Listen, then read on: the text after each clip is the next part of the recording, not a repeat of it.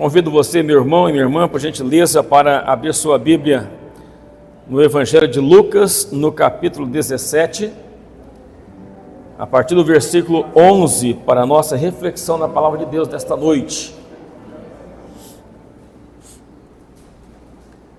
Evangelho de Jesus, narrado por Lucas, capítulo 17, versículo 11 a seguir.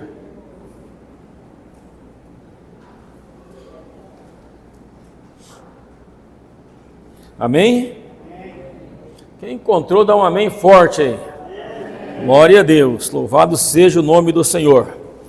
Vamos ler o texto. A palavra de Deus diz assim: E Jesus continuava viajando para Jerusalém e passou entre as regiões de Samaria e da Galileia.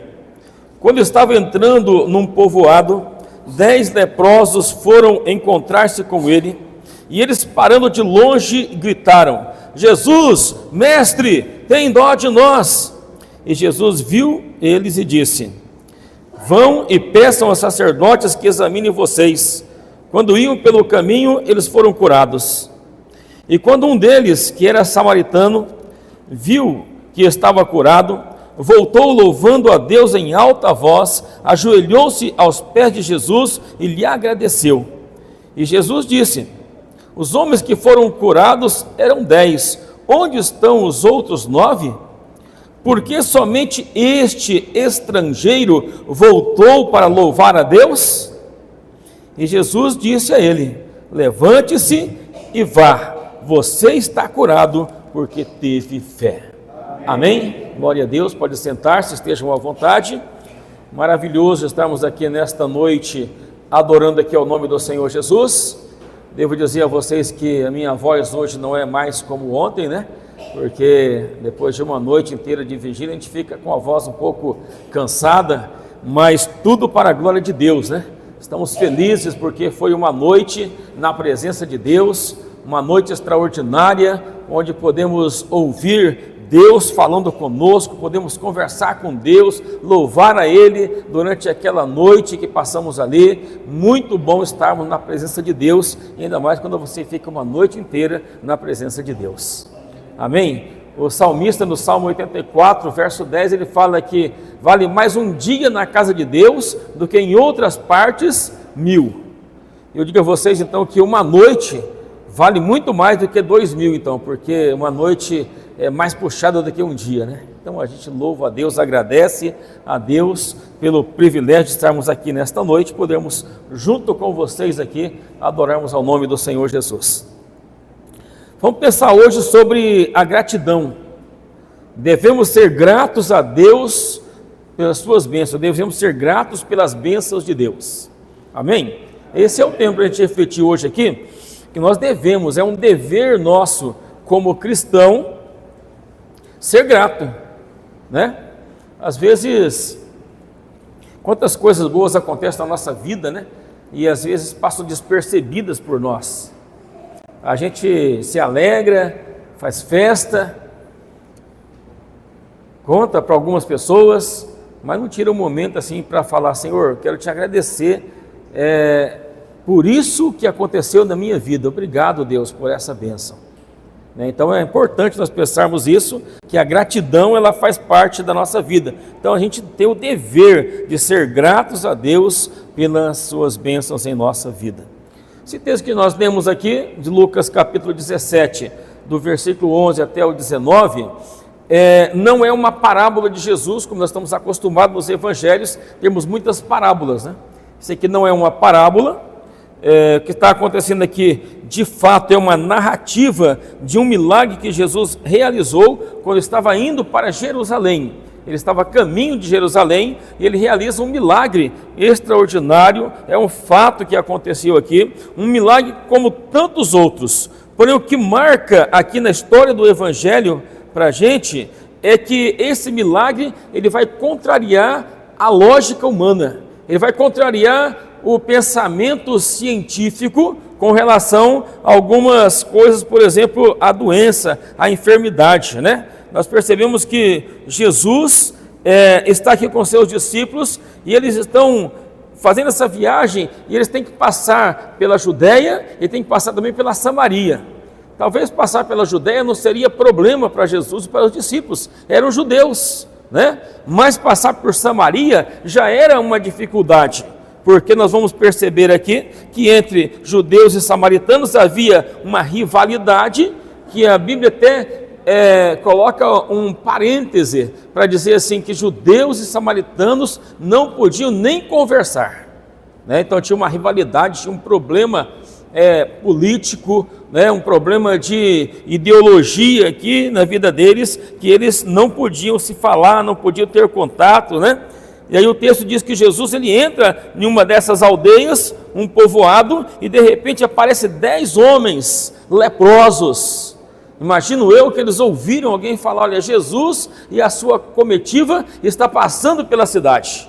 Entrou ali Jesus de Nazaré, e eles devem ter ouvido aquele barulho da multidão andando, pessoas conversando, outros dando risada, fazendo outras coisas, multidão, tem muita coisa acontecendo no meio, né? E aí eles ouvem, né, como alguns textos falam, aquele tropel ali, e eles correm para a beira da cidade, da estrada, e diz que de longe eles param, e eles vão falar com Jesus, né? Porque eles não poderiam manter contato com pessoas saudáveis. A história diz que naquele tempo a lepra era uma doença que não tinha cura, né? Ela era incurável, mas até hoje é incurável, só que hoje ela tem controle, né? Hoje é hanseníase, né? Que é a mesma lepra de lá e então, e ela tem um controle. Hoje uma pessoa que tem essa doença, ela pode conviver na sociedade, né, irmã Ivonete? Normalmente aí, sem problema nenhum, porque a doença está sob controle de medicamentos. Então não é contagiosa, ela é, mas não se torna mais, porque os medicamentos não deixam contagiar outras pessoas, passar para os outros, mas nesse contexto aqui, não tinha esses remédios que nós temos hoje. Então eles param de longe, e eles vão gritar para Jesus, vão falar com ele, de longe mesmo eles gritam, Jesus, mestre, tem misericórdia de nós. E aí o texto diz que Jesus, ele olha lá longe, vê aqueles homens que estão ali gritando com ele, né? E a palavra diz assim, ó, que Jesus não nega bem aqueles que lhe pedirem. Verdade isso? Amém, né? A palavra de Deus que ele não nega bem a nenhuma pessoa que pede para ele. Por isso, quando os homens clamam pela misericórdia, diz o texto que Jesus fala para eles assim, ó, vão lá, mostre-se para os sacerdotes. Jesus manda eles irem e está lá para mostrar para o sacerdote, porque o sacerdote naquele tempo era a pessoa que atestava que um ser humano do seu convívio estava curado de alguma doença que ele tivesse. Então o sacerdote teria que dar se dava uma certidão lá, um documento, alguma coisa que atestava que ele estava curado, e ele podia conviver de novo no meio daquela sociedade ali, né, onde ele vivia. Mas a Bíblia diz que quando eles saem para ir falar com o sacerdote, na mesma hora que eles caminham para obedecer à voz de Jesus, o texto diz que eles ficam curados da lepra. Aleluia, glória a Deus, louvado seja o nome do Senhor. Imagino eu, irmãos, que eles estavam com a sua pele deformada, cheios de feridas por causa da lepra, e de repente eles olham para o seu corpo e está perfeito. A pele está curada, não tem mais a doença, não tem mais o problema, e aqueles homens então estão sarados ali da sua enfermidade. E aí nós vamos perceber que no meio daqueles 10 homens, tem um daqueles que quando olha para a sua pele, percebe a sua cura. Diz o texto que ele volta correndo aonde está Jesus, ele vai correndo, ele vai gritando em alta voz, ele vai dando glória a Deus em alta voz, e ele chega onde Jesus está, se joga aos pés de Jesus e agradece a Jesus pela cura, pela bênção que havia acontecido na sua vida. Uma coisa que chama a atenção aqui é que Lucas ele faz questão de registrar no texto sagrado que aquele homem que voltou para agradecer, ele era um samaritano. Você já imaginou que os samaritanos e judeus não podiam nem conversar? E agora você tem um samaritano jogado aos pés de um judeu, dizendo obrigado, Senhor. Glória a Deus. Imagine para os samaritanos o que era isso que está acontecendo aqui. Isso quer dizer, irmãos, que ele estava muito feliz ali. Ele estava junto com Jesus, né, contente, jogado aos pés do Senhor Jesus, mas não era um simples judeu que estava ali. Quem estava naquele lugar era o Deus humanizado, o Emanuel, o Deus conosco, o Senhor Todo-Poderoso, que a sua palavra, todas as coisas acontecem. A Bíblia diz que ele estava lá na criação do mundo no princípio, que todas as coisas foram feitas por meio dele, e sem ele nada do que foi feito se fez. Amém? Então ele é o Deus criador, é o Deus poderoso que estava naquele lugar ali, e Jesus olha para aquele homem aos seus pés e fala assim: vem cá, não foram 10 os que foram limpos? Por que é que somente um voltou para agradecer, e este um ainda é um samaritano, um estrangeiro? Ele faz uma pergunta para os discípulos, para a multidão, para as pessoas que estão ali à sua volta: onde estão os outros 9 que ninguém voltou para agradecer a Deus? Às vezes é assim que acontece, né? A gente pede, e depois que recebe, a gente simplesmente vai embora. Você já percebeu isso ou não? Pessoas que talvez, crente mesmo, está na igreja, faz campanha, pede oração, pede ajuda, e depois que a bênção chega, tem uns que vão embora até da igreja, porque não sabem agradecer a bênção de Deus na sua vida, não sabem agradecer o que Deus tem feito na vida dele. Então a gente olha para essa passagem aqui, e o que marca aqui não é simplesmente a cura, mas sim a pessoa que voltou para agradecer a Deus, que teve o senso de gratidão ali na sua vida, naquele momento, ao lado de Jesus. Eu fico pensando assim, que quanto mais a gente é abençoado, mais nós deveríamos estar perto de Deus. Sim ou não? Quanto mais somos abençoados, seja na saúde, seja no trabalho, seja na família, não sei, em qualquer área da vida, quanto mais abençoado a gente é, mais nós devemos estar perto de Deus. Mas tem algumas pessoas que não são assim. Eles recebem a bênção e eles não permanecem perto de Deus. Vivemos num tempo que as pessoas estão muito preocupadas com a cura física. Sabe, a cura física é aquela que, quem sabe, eu vou viver ainda mais 5 anos, 10 anos, 20 anos, não sei quantos, né? Mas às vezes estamos preocupados com a cura espiritual. É aquela que vai nos dar a oportunidade de viver uma eternidade com Jesus, viver uma eternidade com Cristo, para sempre com Ele. Então devemos estar preocupados muito mais ainda com a cura espiritual do que com a física.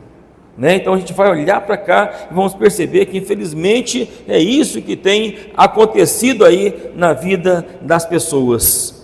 Mas eu olho também e vejo que muitas pessoas são gratas a Deus.